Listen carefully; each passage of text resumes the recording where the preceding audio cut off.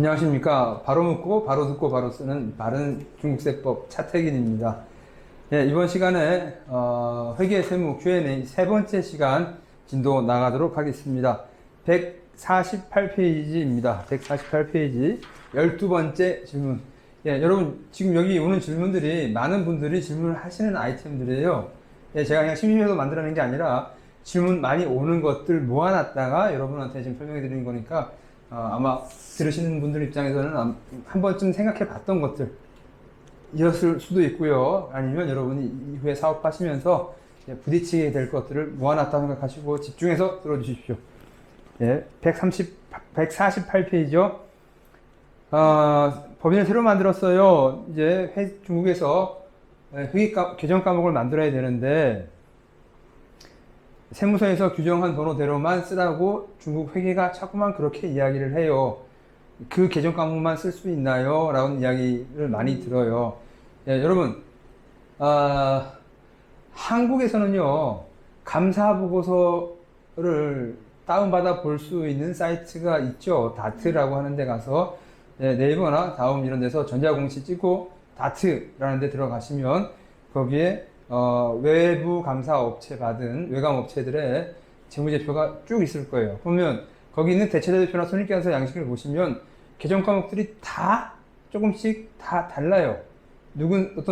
어디는 계정 과목이라고 쓰는 데도 있고, 어디는 재고자산이라고 하는 데도 있고, 재고자산 말고 그 계정 과목 안 쓰고, 원재료, 상품 다 쓰는 회사도 있고, 많아. 그래서 한국에서는 그리고 또 필요한 계정 과목, 반제품이 됐든, 뭐 제공품이 됐든, 필요하면 필요한 대로 계정 과목을 만들어 쓸 수가 있어요. 그런데 중국에서는요, 감사보고서 여러분들 보시면 거의 계정 과목이 똑같은 걸 알 수 있을 겁니다.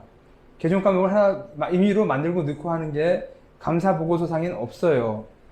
예.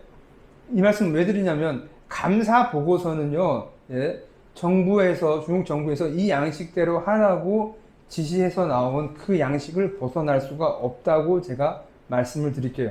감사보고서는 그래요. 예. 그런데 감사보고서가 장부입니까? 감사보고서가 회사에서 갖고 있는 재무제표예요? 아니죠. 예. 예, 여러분, 어떤 걸 설명을 드려볼까요?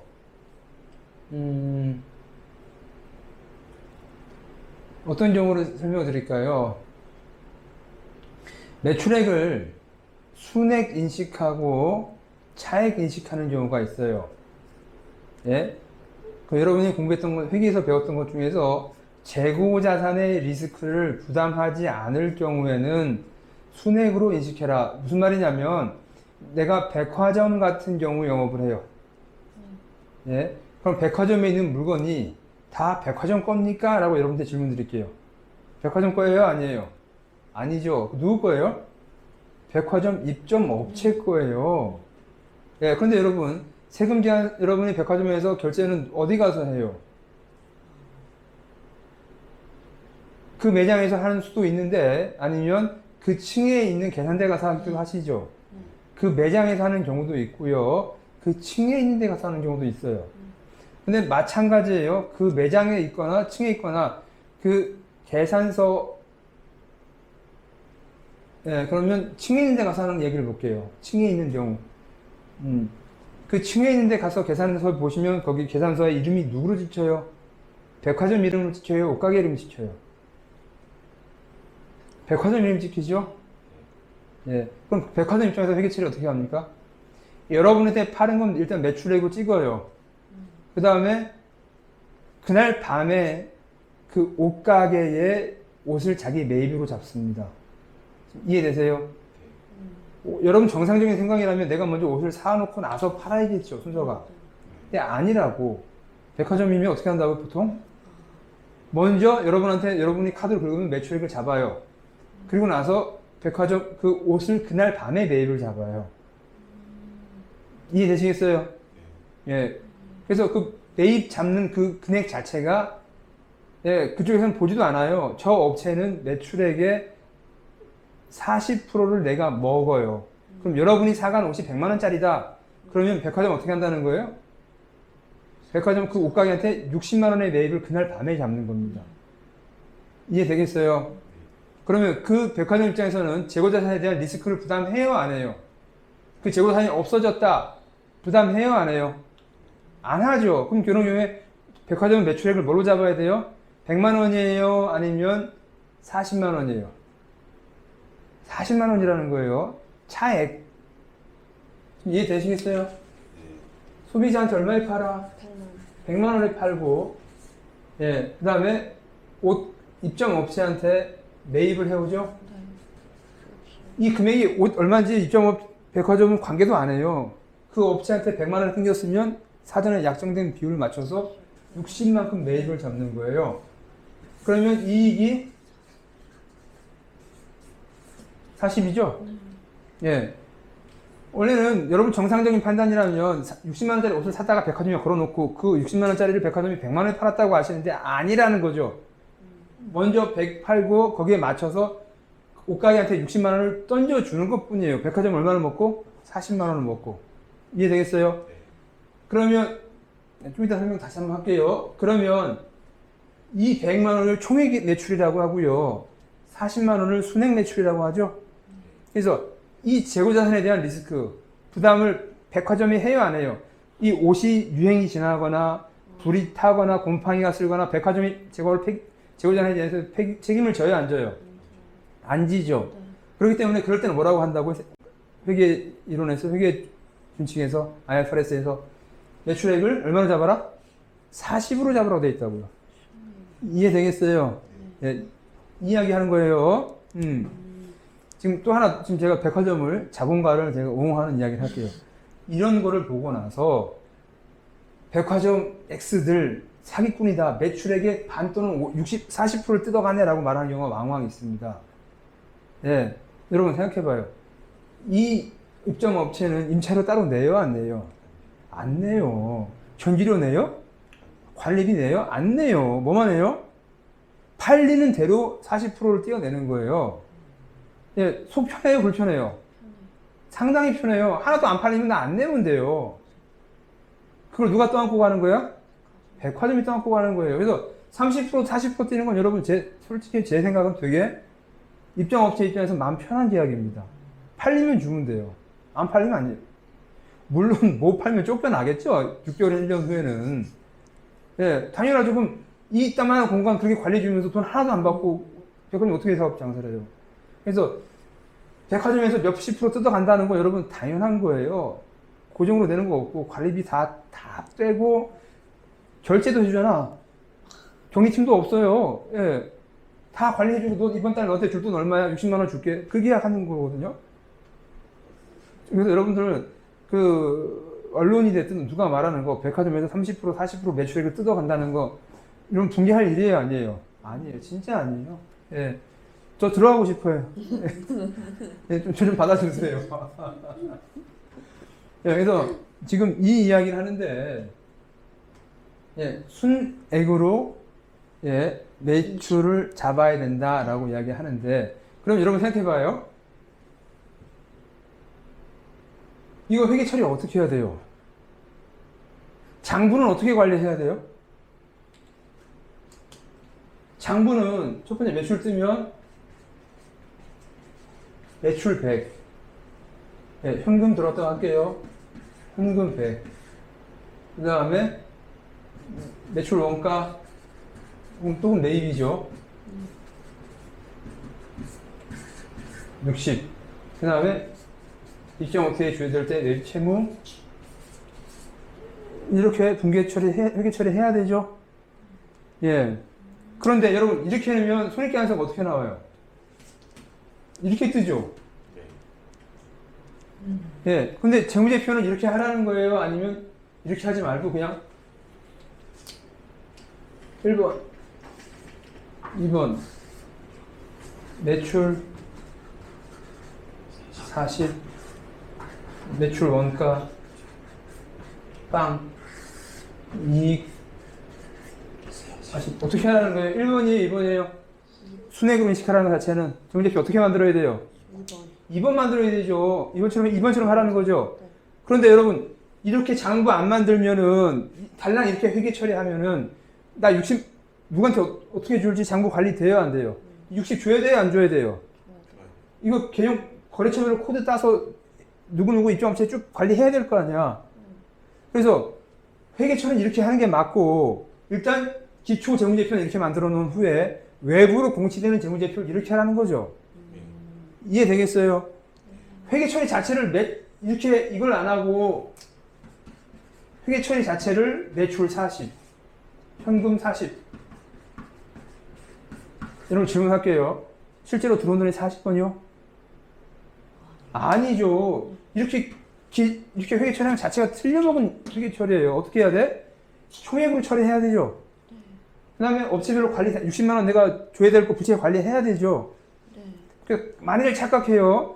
재무제표는 최종 나오는 감사보고서에 외부로 공시되는 재무제표하고 내부 관리하는 재무제표하고 똑같아야 돼요? 다를 수 있어요?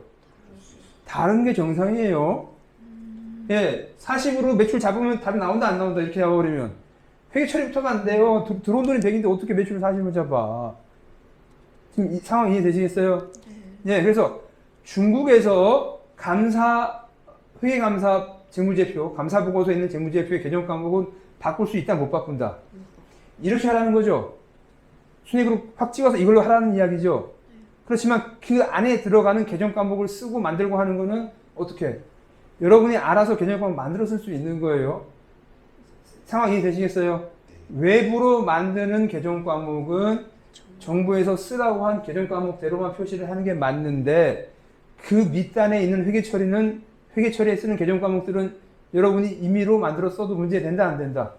전혀 안 된다. 그래서 한국에서 쓰시는 개정 과목들을 고스란히 갖고 오시면 돼요. 한국 본사에서 쓰시는 SAP나 ERP 프로그램 있는 개정 과목, 자체 개발한 그 개정 과목 프로그램 갖고 와서 중에서 쓰면 된다 안 된다? 돼요. 그거 갖고 나중에 외부로 재무제표 감사보고서 만들 때만 그 양식에 따라서 고치면 되죠. 그래서 그걸 뭐라고 해요? 그냥 우리끼리 이야기할게. 코드 매핑이라고 하죠. 코드. 개정 과목 코드 매핑. 지도. 그래서 한국에서는 뭐 A, B, C, D, E가 있는데 중국에서는 가불병정이 있다. 3개밖에 없다. A, B, C, D, E 있죠? A하고 C는 갑으로 모으고 B하고 D는 을로 가고 E는 이걸 모은다 해서 묶어주는 거, 연결시켜주는 걸 뭐라고 그래? 코드 매핑한다고 하죠. 네, 그래서 회사에서 장부에서 쓰시는 개정 과목은 여러분이 원하는 대로 만들어 쓰시면 되고 그거를 외부로 공표할 때는 중국 거에 맞춰서 끼워 맞춰오기만 해주시면 되는 거예요. 이해되시겠어요? 그래서 가끔씩 이런 말 써서 미안한데 멍청한 중국 회계가 중국에서는 중국에서 쓰라고 하는 회계 개정 과목만 써야 돼요 말하고 하는 애들 진짜 많아요. 예, 중국에는 개정 과목 몇 개 없어요. 여러분 매출 자산 쪽에 보시면 매출 채권, 기타 채권 예, 없어. 그 다음에 그러면 기타 채권 안에 별게 다 들어가 있어요. 미수금도 있고요, 선급금도 있고요, 보증금도 있고요. 그거 어떻게 관리할 거예요? 그 개정 과목 기타 미수금 하나만 갖고 관리할 거예요? 아니죠. 외부로 나가는 거는 기타 미수금 하나밖에 없지만 그 밑에서 보증금, 선급금, 뭐 가불금 따로따로 표시하는 거는 관리하는 건 여러분이 알아서 관리하실 수 있다라고 말씀드려요. 그래서 지금 148페이지에서 쓰고 있는 거 기업이 처한 상황에 따라 스스로 결정하고 확정해 사용할 수 있다는 건 무슨 이야기예요? 회사 회계 내부 회사에서 쓰시는 개정 과목은 얼마든지 여러분이 편의에 따라서 개정 과목 만들어서 쓰실 수 있습니다. 다만 뭐라고요? 연말에 세무신고하는 외부로 세무서로 보내는 재무제표는 매핑을 해서 걔네들이 원하는 그 개정 과목에 꼽아서 보내시면 돼요 라고 말씀드려요. 이해되시겠어요? 네. 예. 그 다음에 149페이지요. 법인 설립 전에 지출한 비용 또한 세무상 송금으로 인정받을 수 있나요? 구체적으로 회계처는 어떻게 해야 됩니까? 예, 이거 되게 좀 구질구질한 질문이에요. 이런 질문 하지 마세요.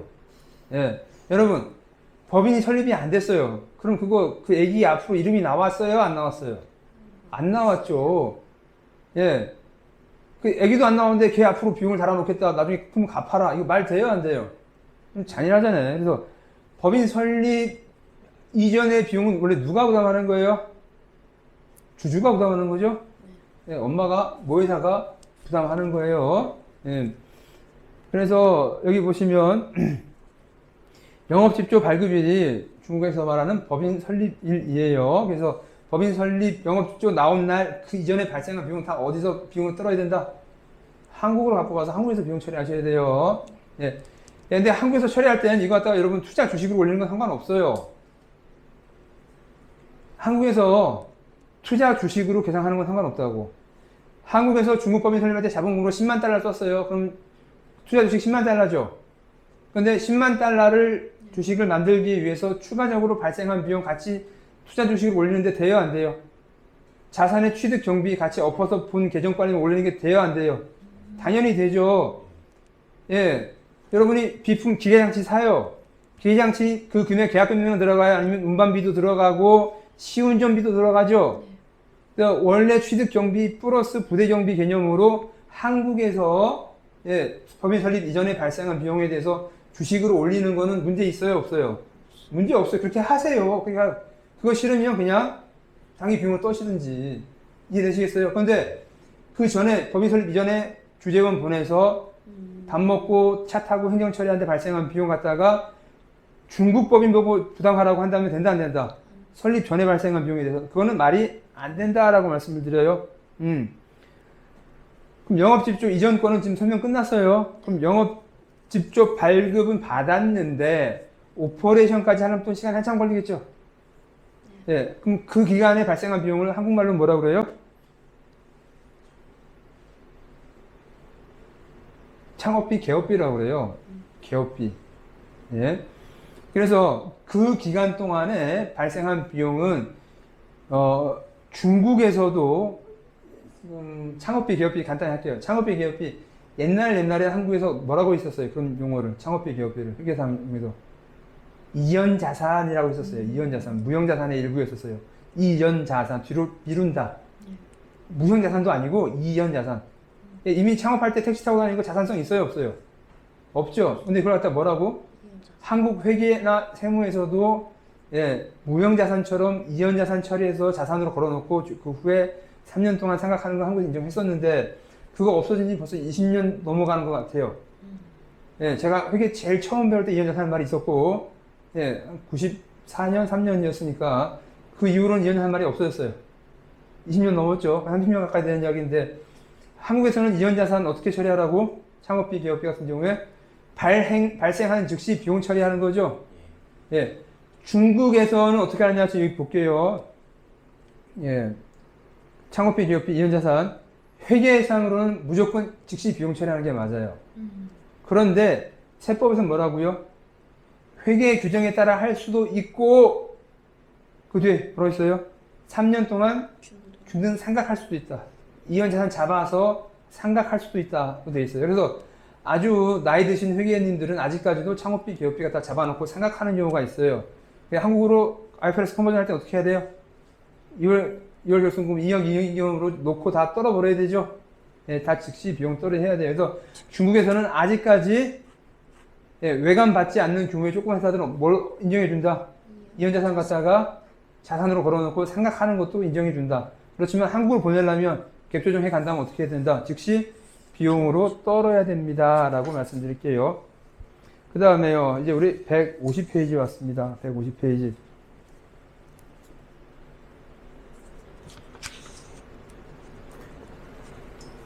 인지세. 저건 이제 인지세가 먼저 설명드릴게요. 여러분, 인지세 뭐예요? 인지세 내보신 적 있으신 분? 한국에서. 네. 언제 내봤어요? 면허시. 예? 면허시. 저 설명했었나요? 운전면허시. 네. 여러분이 운전면허 시험장 가면 수북히 붙이죠? 한 번에 합격 못하니까 또 붙이고 모자라서 A4용지 또 갖다 붙이고 하죠. 예, 그게 바로 예, 정부 수입 인지예요. 정부가 돈을 받는 거죠. 예, 또 여러분이 보셨을 때는 요즘에는 없는데 은행 통장에도 옛날에 수입인지가 붙었었어요. 예, 이게 보면 다 정부 수입인지예요. 예, 그 인지 돈 낸 거 누가 먹는 거예요? 인지세 붙이는 그 돈을 누가 갖고 가요? 정부가 갖고 가는 거예요. 그럼 여러분이 한국에서 물건 사고 팔고 예, 개인 기업끼리 거래할 때 정부 수입인지 붙여요? 안 붙여요? 안 붙여요. 말 그대로 정부 수입인지예요. 그러니까 통장을 만들 때 정부에다 50원, 100원 수입인지 내는 거고 운전면허 시험 볼 때 여러분 국가시설에서 하는 거니까 돈 내야 되겠죠. 그래서 수입인지 붙이는 건데 일반 기업끼리는 그럴 일이 있다 없다? 없어요. 그런데 한국에서도 일반 기업이 정부하고 계약하려면 정부하고 체결한 계약서 뒷면에다가 정부를 인지를 수북히 붙여야 돼요. 제가 군대 있을 때 군함 만드는 일을 했었어요. 예, 제가 멋진 해군이었죠. 그래서 군함 만드는 계약하면 군함 한 척에 예를 들면 뭐 4천억이다 해요. 그러면 인지세가 뭐 10,000분의 1 하면 4천만 원어치 갖다가 인지를 갖다가 쭉 붙여야 돼요. 뒤에다가 계약서 뒤에다가 정부하고 관련된 것만 한국에서는 정부 수입인지를 붙여요. 그 법에 규정이 돼 있으니까. 정부 수입인지예요. 근데 중국에서는 이 인지를 4인 간의 계약에도 인지를 붙이라고 돼 있어요. 정부하고 계약하는 것뿐만 아니라 4인 간의 계약에도 붙여라 라고 돼 있어요. 그래서 인지세 납세 의무자를 보면 인지세법, 인화세법 중에서 인화라고 하고 한국에서는 인지라고 하죠. 그래서 인화세법에서 정하는 서류를 작성하거나 수령하는 자는 인지세를 납부해야 된다. 뭐라고요? 서류를 작성하거나 수령하는 자. 그 서류가 뭔지 볼게요. 동그라미 1번 계약서 작성자. 계약서. 네, 물건 사고 파는 계약서를 작성하는 사람들은 인지를 붙이게 돼 있어요. 그럼 여러분들이 전자상가 가서 컴퓨터 사왔어요. 계약서 써요? 안 써요? 안 쓰죠. 그럼 인지세 붙일 필요 있다 없다? 없어요. 그 다음에 두 번째 재산권 이전 증서 작성자. 부동산 사고 팔아요. 예, 그럼 당연히 인지세 붙이라는 이야기예요. 이거 4인 간의 계약이죠. 여러분 한국에서 집 사고 팔 때 인지 붙여요? 안 붙여요? 안 붙여요. 안 붙여요.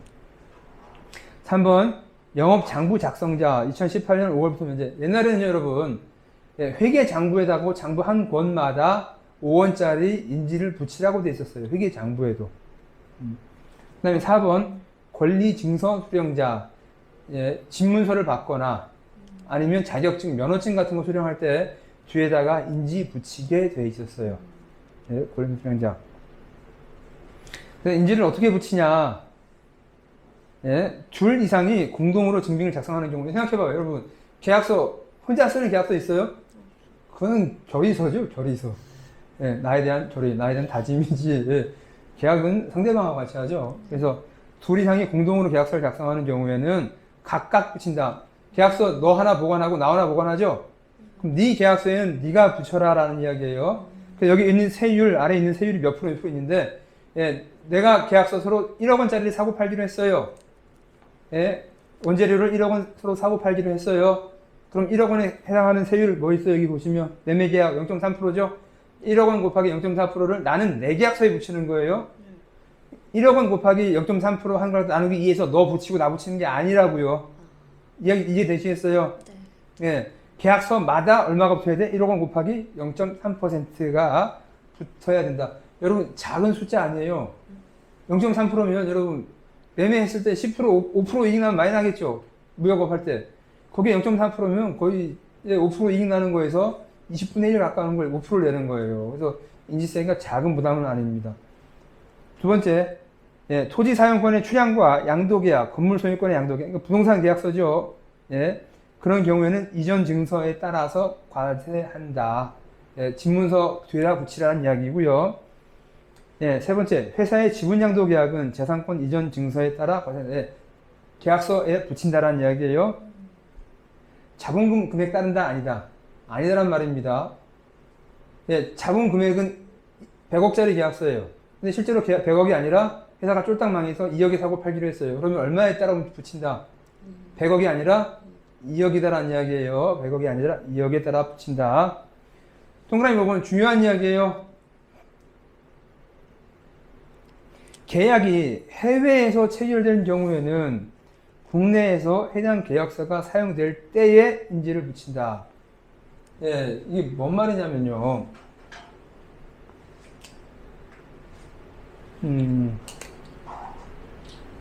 한국이 있어요. 한국에 A.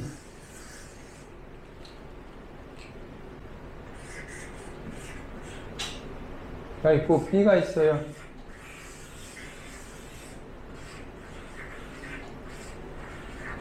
잘 안 보이시는 분은 예, 마음이 어두워서 그러니까 스스로 반성하시고 A가 있고 B가 있어요. A 회사가 중국에 원래 갑이라는 회사를 만들어 놨어요.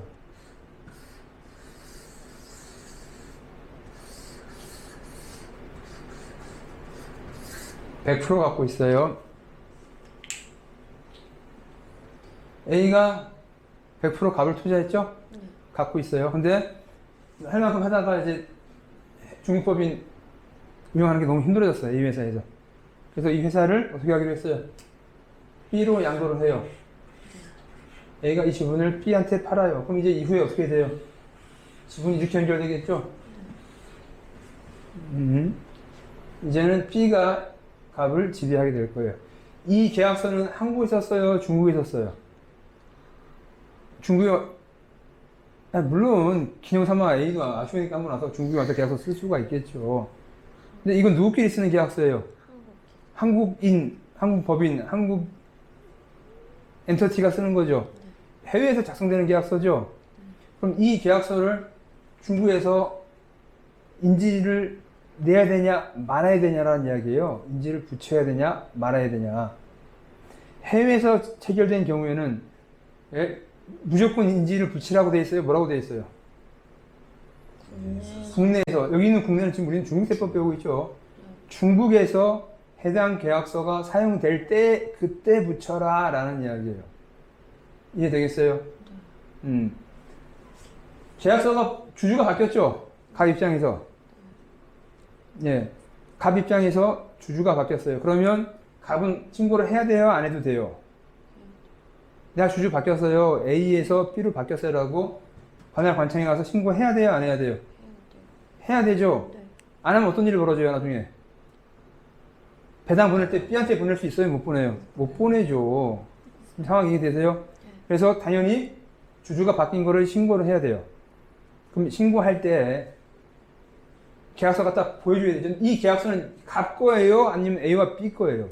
계약서 소유권이 누구한테 있어요? A와 B 거죠? A 한 장, B 한 장 나눠가야지. 갑도 에따 너다 가져라. 갑한테 줄 이유가 있어요? 없어요? 근데 신고를 해야 되니까 복사본을 줘야 되죠. 그럼 이걸 갖다 놓고 복사본을 갖다가 중국에 있는 과세관청이 됐든 세무서가 됐든 아니면 공산국이 됐든 상무이든 갖다 보여주고 신고를 해야 돼요. 그러면 이 보여주고 신고하는 걸 사용으로 볼 거냐? 도대체 뭐를 사용으로 볼 거냐라는 이슈가 나와요. 제가 실무할 때는 보여주는 걸로 끝날 때는 이거는 사용으로 안 봐요. 복사본을 갖다가 공산국이나 상무국이나 갖다 제출하고 우리 주주 바뀌었어요 라고 신고를 하겠죠. 보여주고 그걸로 끝나는 경우에는 사용으로 안 봐요. 그런데 그 자체로 끝나지 않고 어떤 일이 벌어지냐면 과세가 이루어질 수 있어요. 이 갑이 부동산 과다법인이라면 여러분 기억나세요? 양도 차익에 대해서 10% 과세해야 되죠. 그때는 과세 근거로 사용이 되는 거예요. 사용이 된 거예요. 그거 없으면 과세 돼요, 안 돼요? 안 되죠. 그래서 이 계약서가 단순하게 관공서에 제출만 되는 걸로 끝난다면 사용으로 보지 않아요. 근데 지금 제가 드리는 말도 법규에는 없어요. 법규에 따로 뭐를 사용으로 본다는 말은 없습니다. 제가 한 20, 30번 정도 간접 양도, 뭐 직접 양도, 간접 양도 다 포함해서 20, 30번 정도 이런 일을 지분 양도 업무를 했는데 그때 단순하게 제출하고 그냥 끝나는 경우는 인지세를 안 붙였어요. 그런데 그 계약서 자체가 갑이 부동산 과다법인으로 인해서 추가 과세가 되는 경우에는 과세 근거로 사용이 됐죠. 그때는 인지를 붙여야 됐었어요. 그래서 지금 드리는 말씀이 인지세 이야기가 뭐 특별히 중요한 이야기는 아닌데 그 자체가 뭐 크리티컬한 건 아니니까 예, 해외에서 작성된 계약서가 중국에서 인지세를 낼 수도 있다. 근데 그게 언제냐? 사용이다. 사용에 대한 개념 자체가 모호할 때가 많은데 예, 그냥 단순 일람하는 것 정도는 사용으로 안 보고 예, 어떤 과세 행위의 근거로서 쓰였다라고 한다면 그거는 사용으로 봐서 예, 인지세 과세까지 이루어지기도 합니다라고 말씀을 드려요. 그다음에 인지세 납세 대상 세율 볼게요. 예, 여러분 이거 외우실 필요 없으세요. 저도 못 외워요. 이거 뭐하러 외워? 그냥 나중에 필요하시면 찾아보시면 돼요. 뭐 일반 물건 사고 팔 때. 그 다음에 엔서 3번, 살 때는 0.3%고 뭐로 한다, 뭐 그냥 다 있어요. 그냥, 예, 여러분도 그냥 나중에 필요하면 찾아서 보시면 돼요. 그 다음에 인지세 납부 기한과 납세지. 예, 인지세는요, 여러분 이거 지방세입니다. 지방세입니다. 그래서 원칙적으로 납세 의무 발생 시기는 계약서를 작성한 때예요. 예, 그때 즉시 갖다 붙여야 되는데 보통 그렇게 안 하고 분기마다 한 번씩 하든지 예, 6개월에 한 번 하든지 연말에 한 번 하든지 그렇게 많이들 그렇게 하십니다. 예, 그래서 여러분들도 예, 심심하면 매일매일 가서 계약서 쓸 때마다 하시든지. 근데 보통 그렇게 안 하고 예, 6개월마다 하는 경우도 있고 여기 보시면 뭐라고 되어 있어요? 규정상으로는 1개월에 한 번은 해라라고 되는데 1개월에 하는 경우도 별로 없어요. 예, 예, 보통 6개월에 한 번, 1년에 한 번 정도가 정상 많이 하고 있는 거지. 세법상 규정은 1개월인데 예, 너 지난달에 하고 이번 달에 안 했지? 뭐 과태료나 이렇게까지 쫓아오지 않습니다. 예, 큰 걱정 안 하셔도 되고요. 하나 더 말씀드릴 거는 인지세. 가끔 이런 경우 있어요. 우리 회사가 중국 회사고 한국 본사에서 원재료를 매입해 와요. 한국에서 원재료를 사와요. 네. 그러면 배 타고 물건 보낼 때마다 계약서를 쓰겠어요? 아니면 연 단가 정도 아니면 인보이스만 확정을 하겠어요? 예, 인보이스는 꼭 있겠죠? 네. 그거 있어야지 선적 처리하니까.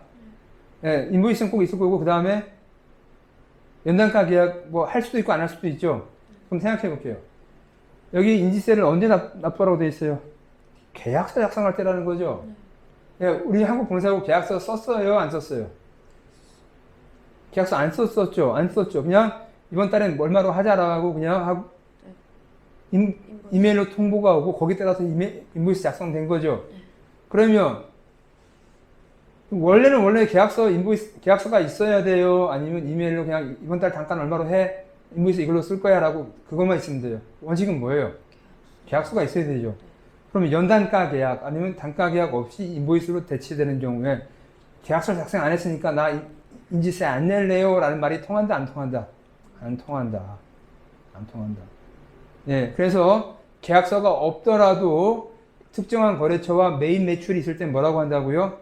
1년 동안 거래 금액을 합쳐서 인지세를 납부하라고 합니다. 그게 나름 타당한 거지. 그럼 계약서 맺어놓고 계약서 숨기면 아무 일도 없잖아. 이해되시겠어요? 예, 그래서 계약서가 종이상으로 없다 하더라도 메인 매출이 있으면 거기에 따라서 총액에 얼마에서 납부하는 게 통상적인 관례고 그렇게 하고 있다고 말씀드리고 여러분도 그렇게 하라고 제가 말씀드립니다. 이해되시겠어요? 네. 굳이 계약서가 없다고 해서 예, 인지세 납부할 필요는 없어요. 아니, 안 하는 건 아니에요. 근데 생각해 보세요. 그럼 우리 회사는 식당이에요. 인지세 납부해야 돼요? 우리 매출액에 대해서 해야 돼요? 말아야 돼요? 식당에 대해서는 우리 떡볶이 파는 식당이에요. 계약서를 쓰는 게 정상이에요? 비정상이에요? 고객하고 떡볶이 한 그릇 1인분에 3,000원 계약서 쓰는 게 정상이에요? 안 쓰는 게 정상이에요? 안 쓰는 게 정상이죠. 그때는 필요 없는 거예요. 이해되시겠어요? 네. 예. 그래서 한국 본사와 연단가 계약이라든지 꾸준히 메인 매출이 있을 때는 그때는 인지세를 붙이는 게 맞지만 예, 분식집에서 인지세 안 붙였다고 지랄하는 내가 세금 공무원 한 번도 못 봤어요. 신경 안 쓰셔도 됩니다. 예. 지금 오늘은 여기까지 진도를 나가도록 하겠습니다. 수업 들으시느라고 수고 많으셨습니다. 다음에 또 뵙겠습니다. 수고하세요. 감사합니다.